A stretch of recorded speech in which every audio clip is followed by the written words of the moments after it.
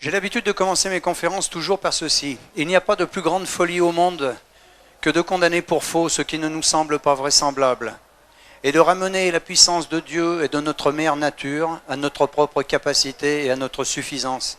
C'est l'essai numéro 26 de Montaigne. Il n'y a pas de plus grande folie au monde que de condamner pour faux ce qui ne nous semble pas vraisemblable. Parce que l'homme a des limites qu'il ne connaît pas, mais il se les fixe et il reste dedans, alors qu'il pourrait les transcender, les dépasser. Et vous allez voir qu'avec les cellules souches, vous allez découvrir des choses qui dépassent la raison raisonnante et qui sont pourtant la réalité. L'histoire du travail sur les cellules souches que j'ai réalisé, avec un groupe, pas seul, a commencé il y a une dizaine d'années dans un endroit qui s'appelle Klamath Falls. Klamath Falls, ça se trouve aux États-Unis, en Oregon, où il y a un lac qui s'appelle le lac Klamath et où pousse une algue spécifique, la Phanizomenon flossacquae. La Phanizomenon flossacquae est une algue unique au monde. Unique au monde, elle est sauvage, elle ne pousse que là-bas, elle ne peut pas la cultiver. Et elle a une particularité, c'est l'aliment le plus riche connu à ce jour sur la planète, avec 115 micronutriments. Cette algue est connue depuis très très longtemps aux États-Unis et également dans d'autres pays. Elle a seulement été autorisée en France le 20 septembre 2007. Et cette algue, aux États-Unis, on s'était aperçu que les gens qui la consommaient n'étaient jamais malades, ou ceux qui étaient malades revenaient en santé. Et un de mes collègues, me dit, et si dans cette algue il y avait des éléments, des molécules qui stimulent la production des cellules souches de moelle osseuse. La théorie des cellules souches date de Maximo en 1907. Vous voyez que ce n'est pas d'aujourd'hui, donc on n'a rien découvert. On a juste essayé d'appliquer, d'augmenter cette prolifération de ces cellules souches. Alors, l'homme est composé de 75 billions de cellules. Pour arriver à ces 75 billions de cellules, eh bien, il a bien fallu commencer par une, pour que ces cellules se multiplient. Chaque jour, notre corps va fabriquer des cellules de réparation. Notre cœur va fabriquer des cardiomyocytes, le foie des hépatocytes. Mais le foie ne fabriquera que des hépatocytes et le cœur que des cardiomyocytes parce que ces cellules sont différenciées. Ce sont des cellules d'organes. D'accord ? Et une cellule de cœur ne peut pas aller réparer une cellule de foie ou un foie. Et une cellule de foie ne peut pas aller réparer un cœur. C'est biologiquement impossible. Le corps génère en moyenne 25 millions de cellules de réparation par jour. Le cœur que nous avons aujourd'hui a totalement été restauré en 4 mois. En 4 mois, le cœur que nous avons aujourd'hui n'est pas du tout le même que celui que nous avions il y a 4 mois. Il en est ainsi de tous les organes et même du cerveau. Et ce qui est étonnant dans le cerveau, c'est que ces cellules, les neurones et les cellules gliales se régénèrent en permanence et pourtant on a le souvenir de ce qui s'est passé il y a 1 an, il y a 2 ans, il y a 10 ans, il y a 20 ans. C'était un miracle. Avant d'arriver à un corps complet de 75 billions de cellules, eh bien, il faut bien commencer par une seule. Alors, comment ça se passe chez les mammifères ? Eh c'est un ovocyte qui est fécondé par un spermatozoïde, bien entendu, et qui va donner la vie. L'homme ne sait pas donner la vie. L'homme ne donne pas la vie. C'est un acte magique. Nous pouvons dupliquer, nous pouvons cloner. Nous ne pouvons pas donner la vie. On ne sait pas faire, ça ne nous appartient pas, grâce à Dieu. Cette cellule fécondée, cet œuf fécondé, cet ovocyte fécondé va se multiplier pour donner des cellules dites totipotentes. Et là, nous sommes dans les cellules souches, mais embryonnaires. Ces cellules souches embryonnaires vont ensuite se multiplier pour donner apparition de ces cellules pluripotentes qu'on va appeler des blastocytes, dans lesquels on va trouver des blastocèles. Puis l'embryon, le fœtus, puis l'humain. Les cellules totipotentes ici, ce sont les cellules embryonnaires. Totipotentes, ça veut dire toute potentialité. Toute potentialité. Retenez bien ça, tout est là-dedans. Tout est dans ce tableau. Cellule embryonnaire totipotente. Une cellule. Cette cellule, elle va se multiplier en deux. Une cellule souche mère et une cellule souche fille. Ces cellules vont à nouveau se multiplier en deux, puis en deux, puis en deux, puis en deux, à l'infini. D'accord ? Quand elles vont se multiplier, elles vont donner apparition à cellules pluripotentes, plusieurs potentialités. Totipotentes, toute potentialité, pluripotentes, plusieurs potentialités. Elles peuvent se multiplier et se différencier dans tous les types de tissus. C'est-à-dire qu'une cellule totipotente ou pluripotente peut faire du cerveau, du foie, du pancréas, de l'œil, de l'estomac, de l'intestin, tous les organes. Ça, c'est scientifiquement prouvé. On a pensé, jusqu'à il y a quelques années, que les cellules souches pluripotentes n'avaient pas les potentialités des cellules totipotentes. Parce que là, nous sommes dans les cellules embryonnaires, là, dans les cellules souches adultes. Or, elles peuvent se multiplier et se différencier dans tous les types de tissus. Cela, aujourd'hui, on le sait. Ces cellules vont à nouveau continuer à se multiplier par deux pour donner apparition des cellules multipotentes, multiples potentialités. Mais là, attention, elles ne peuvent se renouveler que dans certains types de tissus, et on va le voir dans le schéma suivant, on reviendra sur le schéma après, dans un feuillet, dans un certain type de feuillet embryonnaire. Puis ensuite, ces cellules vont se multiplier à nouveau pour donner naissance à des cellules différenciées, c'est-à-dire des ostéocytes, des cardiomyocytes, des hépatocytes. Mais une fois que les hépatocytes seront faits, aujourd'hui, dans l'état de nos connaissances, ils ne peuvent pas revenir en arrière. C'est-à-dire qu'un hépatocyte ne peut faire que du foie. Et ces cellules de foie vont se multiplier, on connaît ça depuis très longtemps, le foie est un organe qui se régénère très très vite, en permanence. Donc voilà l'œuf ici fécondé, le zygote, l'ovocyte, qui va, une fois fécondé, va donner apparition, naissance à des blastocytes dans lesquels on va trouver une trentaine de blastocèles. Ces blastocèles vont se multiplier et puis vont migrer, soit dans l'endoderme, soit dans le mésoderme, soit dans l'ectoderme. C'est ce que je vous disais dans le tableau précédent, c'est-à-dire que cellules multipotentes peuvent se renouveler qu'en certains types de tissus. C'est-à-dire une fois qu'elles seront ici, elles ne pourront se renouveler dans l'endoderme que dans du poumon, du tube digestif ou du foie. Le tableau n'est pas exhaustif, hein, d'accord ? Par contre, si elles sont parties pour faire du mésoderme, dans ce feuillet embryonnaire dit mésoderme, elles ne pourront faire que du rein, du cœur, de la moelle et du sang, du muscle ou de l'os. Mais la même, elle peut faire de l'os ou du rein ou du muscle ou du cœur. D'accord ? Si elle est partie là, elle fera du tube digestif ou du poumon ou du foie. Mais une fois qu'elle est partie ici, elle ne peut plus être là, hein. Et si elle part dans l'ectoderme, elle fera de la peau, du cerveau ou des nerfs. D'accord ? Mais une fois qu'elle sera ici du nerf, on revient là, elle est différenciée. Elle ne peut plus revenir en arrière. Chez l'humain, on sait que chez les planaires, ce n'est pas tout à fait le cas, mais chez les humains, elles ne peuvent pas revenir en arrière. Alors, vous allez comprendre ce que sont les cellules souches, c'est très simple, c'est très facile. Quand j'étais petit garçon, et puis je suppose que tous les petits garçons, enfin tous les hommes ici aujourd'hui, quand on était petit, on joue avec des lézards, on les attrape par la queue et les lézards ils cassent leur queue. Et la queue du lézard repousse. Cellules souches qui font repousser la queue du lézard. Donc vous avez vu, on va revenir, hein, mais c'est simple, cellules souches ici, totipotentes embryonnaires, cellules souches pluripotentes, ce qu'on va appeler adultes, cellules souches adultes, que l'on va trouver beaucoup dans la moelle osseuse, mais également dans le cerveau. Mais il est plus facile de travailler sur de la moelle osseuse que de travailler sur du cerveau. Imaginons, et ça c'est fait, bien entendu, que ces cellules souches de moelle osseuse, on vienne les prélever avec une seringue, on les cultive, on les multiplie dans des boîtes de, ce qu'on appelle les boîtes de pétri, on les nourrit, on les fait se multiplier, et une fois qu'elles sont multipliées par milliers, par millions, on va les réinjecter dans l'organe qui est malade, et ces cellules souches de moelle osseuse que l'on a prélevées, qu'on va réinjecter dans le cœur, vont faire du cœur. Mais si on les avait réinjectées dans le foie, elles auraient fait du foie. Au bout de quelques jours, et vous allez voir des photos dans quelques instants, des vraies photos, eh bien au bout de quelques jours, le cœur est entièrement reconstitué. Vous voyez qu'il n'y a même pas de traces de cicatrice, il n'y a pas de nécrose au niveau du cœur. Si ça avait été dans le foie, elle aurait fait du foie, réparé complètement le foie. Alors, les petits points bleus ici, ce sont les cellules souches qui, naturellement, tous les jours, nous en relarguons environ 3 millions de cellules souches de moelle osseuse. Hein, environ 3 millions. Tous ici, c'est une moyenne. Et ces cellules souches, de manière naturelle, migrent à travers l'os et vont circuler dans la circulation sanguine. Il faut 36 heures à une cellule souche pour qu'elle fasse le tour complet du corps humain. 36 heures. Alors imaginons que ce petit point bleu ici, ce sont des cellules souches qui circulent, hein, ça c'est des veines, des artères, et puis elles partent ici.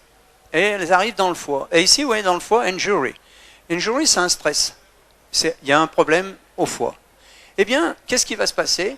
Le foie, lorsqu'il a un problème, quel que soit l'organe, il va générer des signaux de détresse, ce qu'on appelle des cytokines. Imaginons qu'il y ait le feu ici, qu'est-ce qu'on va faire? On fait le 18. Ben, on ne fait que reproduire ce que fait la nature. Le foie, il fait le 18. Les cytokines vont appeler au secours. Donc, les cellules souches sont les pompiers, elles arrivent ici.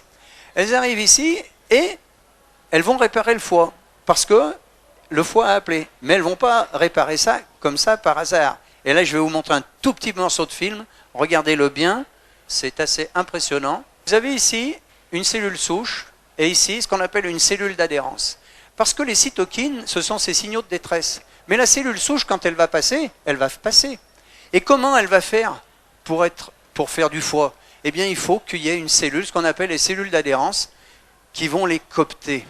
Et regardez bien ce qui va se passer. Ça, c'est une cellule souche. Ça, c'est une cellule d'adhérence. Regardez bien, ça ne dure pas longtemps, mais c'est très, très chouette. For the brain from embryonic stem cells. And it turns out that we're able to do this.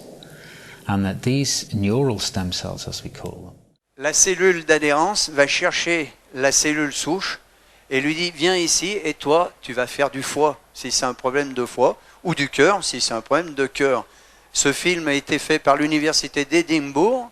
C'est pas moi qui l'ai réalisé, mais je trouve que le petit morceau, bon, tout le reste, c'est très très chouette, mais celui-là est particulièrement beau. Donc cette cellule, ici, elle va passer, elle va arriver là parce qu'il y a eu des signaux de détresse des cytokines, et au moment où elle va passer là, il y a une cellule d'adhérence qui va la coopter, et pour dire, toi tu restes là, tu fais du foie. Et puis, il y en a beaucoup qui arrivent, et puis elles ressortent, soit parce que le problème est réglé, soit parce qu'il n'y a pas suffisamment à ce moment-là de cellules d'adhérence, donc elles vont refaire un tour. Et puis elle ressort, et puis elle vient ici. Et là, on s'aperçoit qu'il y a un problème sur le derme. Eh bien, exactement la même chose, cytokine, cellule d'adhérence, et celle qui était ici, qui est ressortie, qui n'a pas fait du foie, elle va faire du derme. Et si au lieu de venir ici, elle était partie là, eh bien, vous voyez, de l'intestin, cytokine, cellule d'adhérence, et elle va faire de l'intestin. Celle, quand elle est ici, elle ne sait pas si elle va faire du foie, de l'intestin ou du derme. Elle peut tout faire, pluripotente. C'est merveilleux, c'est merveilleux. Donc nous avons, chaque jour, 3 millions de cellules souches que nous libérons et qui sont capables de nous réparer. Lorsque l'on se blesse, je prends la main, c'est plus facile pour moi pour vous montrer, on se blesse à la main, eh bien vous savez qu'au bout il va y avoir du sang, et puis ça va coaguler, il va y avoir une croûte, et quand la croûte tombe, c'est réparé. Eh bien il y a des cellules souches évidemment de l'épiderme, et du derme si c'est profond, de l'épiderme en surface, qui sont venus réparer, mais également des cellules souches de moelle osseuse. Ah, c'est bien, vous dites ça, mais vous pouvez le prouver. Eh bien, c'était tout le but du travail, c'était de prouver que c'était bien des cellules souches. Alors, comment on fait? Eh bien, c'est très simple. Alors, un petit schéma ici, pour vous rappeler, si on parle bien de moelle osseuse, pas de moelle épinière, les cellules souches de moelle osseuse migrent à travers l'os, et ces cellules souches peuvent faire du muscle squelettique, des cellules épithéliales, des neurones, des cellules gliales, du muscle cardiaque, de la graisse, des globules rouges, des globules blancs, du cerveau, du foie, etc. Les mêmes. La même cellule peut faire n'importe quoi. Enfin, pas n'importe quoi, elle va faire n'importe quel organe. D'accord? Alors, nous étions convaincus de ça, mais il fallait le démontrer. Donc nous avons demandé au professeur Orlik, vous voyez Orlik ici, le professeur Orlik, il travaille à l'université dans l'Illinois, et on lui a demandé, parce qu'il ne faut pas être à la fois juge et partie, il faut demander à l'extérieur, monsieur le professeur, est-ce que vous pouvez prouver que ce que l'on dit est vrai? Donc il a fait les essais. Alors qu'est-ce qu'il a fait? Eh bien il a provoqué une centaine d'infarctus du myocarde sur des souris. À ce moment-là, le professeur Orlik sépare ces 100 souris en 2 lots de 50. Il les remet dans leur cage, et dans les premières, il les remet dans leur cage et il leur donne à manger de la nourriture comme d'habitude. Il ne change rien à leur nourriture. Et on s'aperçoit que 27 jours après, du groupe contrôle, il y a une scarification terrible au niveau du muscle ventriculaire, vous voyez en bleu ici, une toute petite reconstruction en rouge sur uniquement 17% de survivants. D'accord? infarctus du myocarde, et on les laisse se débrouiller, on ne change rien au régime alimentaire. Sur le deuxième lot de souris de 50, le professeur Orlik les remet également dans leur cage, mais là, cette fois, il adjoint à la nourriture des molécules que nous avions isolées de l'algue bleu vert dont je vous ai parlé au départ. C'est pour ça que je vous ai rapidement parlé de l'algue bleu vert. Nous isolons 2 molécules et on la rajoute à la nourriture. Et qu'est-ce qui se passe quand on rajoute ces 2 molécules à la nourriture? 27 jours après, groupe contrôle, Orlik, renouvellement total du muscle ventriculaire. Vous voyez, il n'y a aucune scission. La cicatrice a complètement disparu. Ce sont des vraies photos, ça. Ce n'est pas des photos de montage. 73% de survivants contre 17%. Il n'y a pas d'effet placebo chez les animaux. Donc l'écart est réel. 17% chez celles qui se débrouillent toutes seules avec une toute petite, vous avez vu, revascularisation, un tout petit muscle. Là, le muscle est entièrement refait en 27 jours. Ah, c'est bien. Donc, c'est ça, 73% contre 17%. Oui, mais c'est un constat. C'est pas une preuve. Ah, vous avez raison. C'est pas une preuve. On peut faire ça à l'infini, ça ne sera jamais une preuve. Alors comment prouver que c'était bien des cellules souches qui arrivaient de la moelle osseuse? Eh bien, je le dis dans toutes les conférences, lorsque j'étais plus jeune, à partir de l'âge de 15 ans, dans les 63, eh bien, je faisais de la spéléologie. Et quand on perdait une rivière souterraine, on mettait dans l'eau de la rivière un produit qui s'appelle la fluorécéine. Cette fluorécéine, c'est un produit qui est indélébile et que l'on va retrouver 100 mètres, 500 mètres, 5 km, 10 km, 20 km, 30 km plus loin, quand l'eau va résurger. Et quand cette eau va résurger, va ressortir de la terre, dans un lac ou dans une rivière, on va voir que cette eau est fluorescente. C'est la preuve qu'elle vient bien de l'endroit où on a mis la fluorécéine, elle est passée dans la terre et elle ressort. Eh bien, on a fait exactement la même chose. Le professeur Orlik a simplement mis un produit fluorescent dans la moelle osseuse, que l'on appelle le test d'immunofluorescence. On provoque un infarctus du myocarde, ou peu importe l'accident, et à ce moment-là, on attend, et on regarde ce qui se passe, et 36 heures après, alors bon, ça c'est un dessin bien entendu, le cœur humain, il y a un infarctus du myocarde, et 36 heures après, qu'est-ce qu'on s'aperçoit? Que 30% des cellules de réparation étaient fluorescentes. Donc elles venaient bien de la moelle osseuse, elles avaient migré, et pour venir réparer le problème, grâce aux cytokines qui appellent, et aux cellules d'adhérence. CQFD. La démonstration était faite que c'était bien ça. Alors notre but à nous, c'était de dire, eh bien, puisque nous avons 3 millions de cellules souches de réparation, et que manifestement ça ne suffit pas, surtout lorsque l'on vieillit, pour ça que l'on vieillit, est-ce qu'il n'y aurait pas dans cette algue bleu-vert des éléments qui permettent de stimuler l'augmentation de ces cellules souches et leur prolifération? Eh bien oui, et on avait isolé à l'époque 2 éléments qui ont permis d'augmenter cette production et cette migration de 30%. C'est-à-dire qu'au lieu d'avoir 3 millions de cellules de réparation quotidiennes, comme je vous ai dit tout à l'heure en moyenne, eh bien on en avait 3,9 millions. Donc on avait 900 000 cellules souches de réparation supplémentaires. Donc c'était déjà un grand progrès. En 2007, j'arrête de travailler avec l'équipe d'Oregon et de Californie, c'était la même, on travaillait dans les 2 universités. Et là, je vais travailler avec le professeur Paul-Raoul Sandberg à l'université de Tampa, en Floride. Tampa, c'est la 9e université des États-Unis. Et le professeur Paul-Raoul Sandberg, lui, il ne travaillait pas du tout sur la fanisomélon, puisque la Floride, c'est carrément l'opposé de l'Oregon. C'est le sud-est, alors que l'Oregon, c'est le nord-ouest. Il y a 15 000, pas 15 000, mais 12 000 km de distance. Et eux, à l'université de Tampa, ils travaillaient sur la myrtille, le thé vert, le bleuet, la carnosine et la vitamine D3. Parce que peu importe ce que vous mettez dans le réservoir de votre voiture, que vous mettiez de l'essence ou du gasoil, si vous devez aller à Paris, l'important c'est d'arriver à Paris. Eh bien, peu importe qu'on utilise l'algue bleu-vert ou la myrtille, je vais faire plus court, la myrtille, l'important c'était que ça stimule la production et le relâchement de ces cellules souches. Or, le professeur Paul-Raoul Sandberg avec Douglas Shettle et Paula Bickford à l'université de Tampa, avec ses extraits de myrtille, de thé vert et de bleuet, obtenait une augmentation de la prolifération et de la migration des cellules souches de 70%.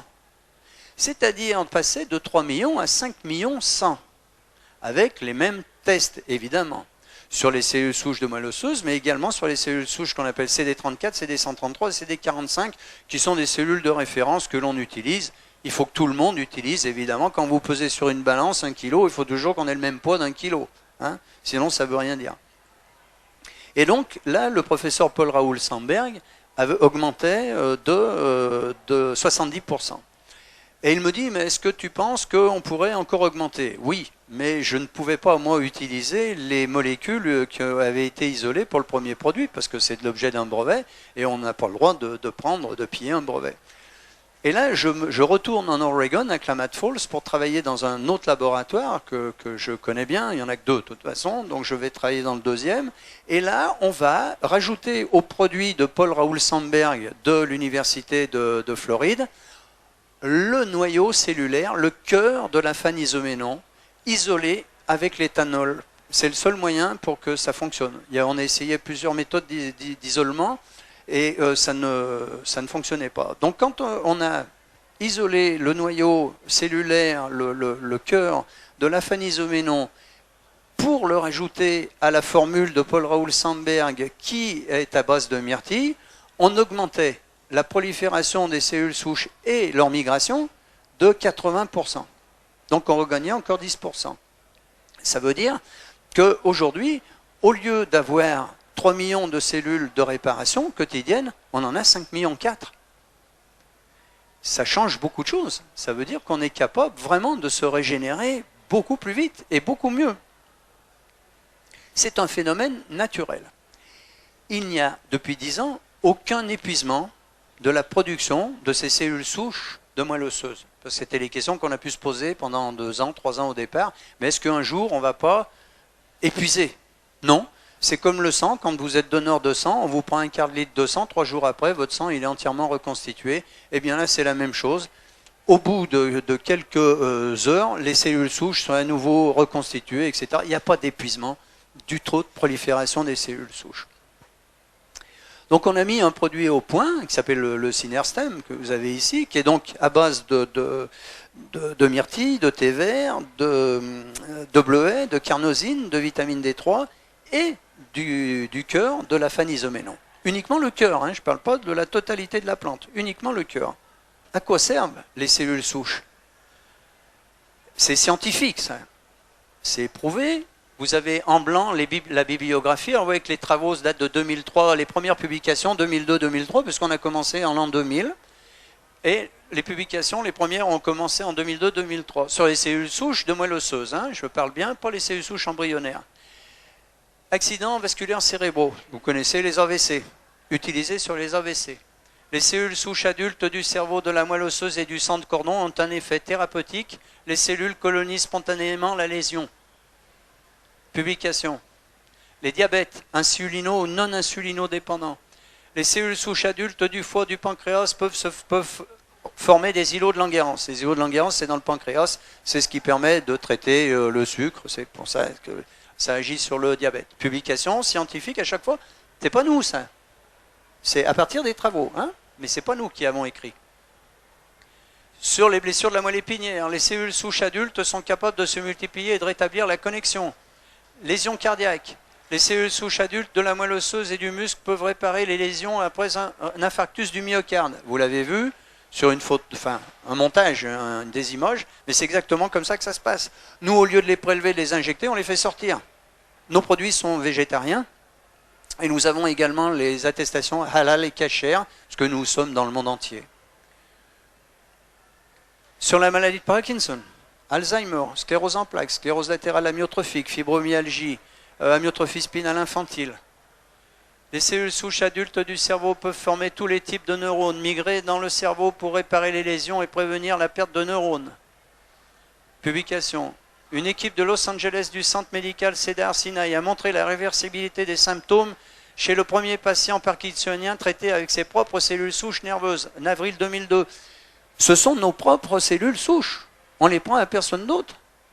Donc elles sont forcément compatibles. Il n'y a pas de problème là. Elles sont biologiquement compatibles. L'injection de facteurs de croissance dans le cerveau des patients stimule les cellules souches neuronales des patients, 61% d'amélioration. C'est-à-dire on les booste, hein, on les fait se multiplier. Sclérose multiple, maladie de Crohn et lupus. Les cellules de la moelle osseuse stoppent la progression et font diminuer les symptômes. Publication. Les cellules souches du sang périphérique génèrent des cellules de tous les feuillets primaires. Vous vous rappelez?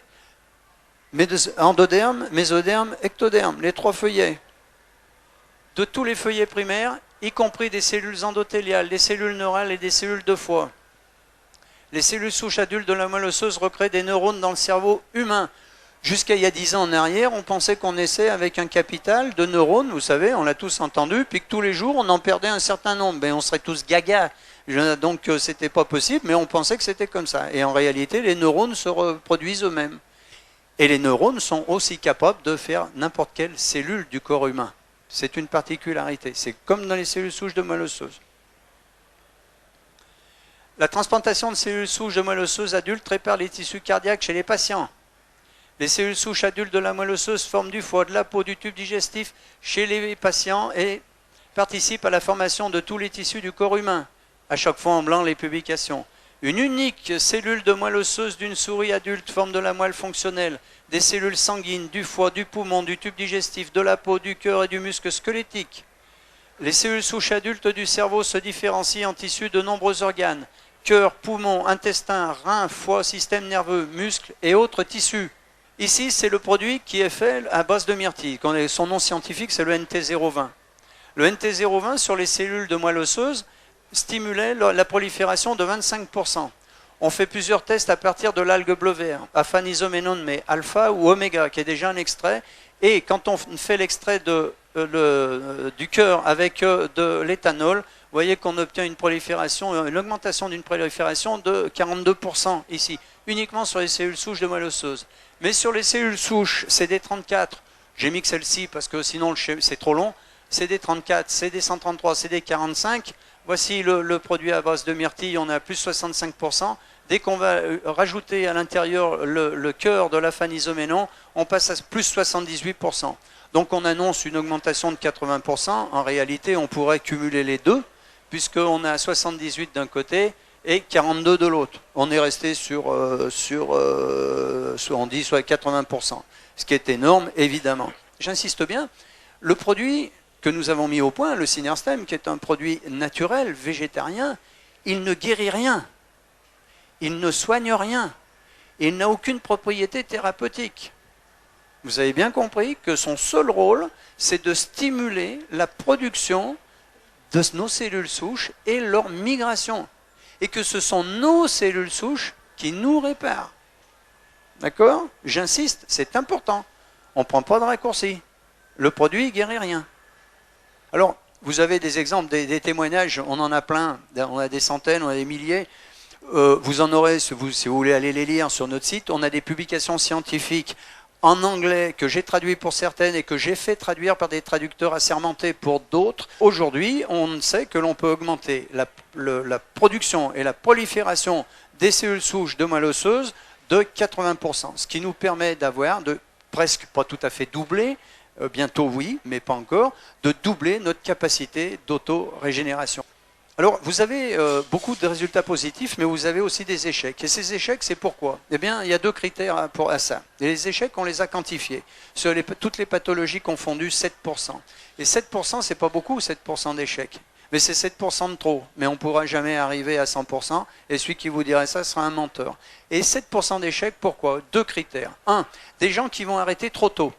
Nous avons eu une dame qui avait une sclérose en plaques depuis 15 ans. Et qui, cette année, là, au salon à Paris, vient me voir avec ses béquilles en me disant « Monsieur Poignet, ça n'a pas marché. » Ah bon, c'est quoi une sclérose en plaques? Vous en avez pris pendant combien de temps? 4 mois. Et je ne suis pas la fée Clochette, ni Merlin l'Enchanteur, et je ne peux pas dire combien de temps ça prendra. Mais cette dame, elle avait une sclérose en plaques depuis 15 ans, il fallait qu'en 4 mois, elle soit debout, sans béquilles. Mais je ne sais pas, peut-être qu'il fallait qu'elle fasse pendant 1 an. Et puis peut-être que ça n'aurait jamais marché. Parce qu'il y a des gens chez qui ça ne marche pas. Et ça ne marchera jamais parce qu'il y a une partie de la population dans le monde qui ne relâche pas les cellules souches de moelle osseuse. Donc ils n'ont pas cette capacité supplémentaire pour s'auto-régénérer. Voilà, mais je ne sais pas expliquer pourquoi. Les cellules souches de moelle osseuse également ne sont jamais cancéreuses. Je ne sais pas si je l'ai dit, mais je le dis, c'est important, ne sont jamais cancéreuses. Vous savez, j'aime bien aussi cette phrase de Mark Twain. C'était impossible, mais ils ne le savaient pas. Alors ils l'ont fait.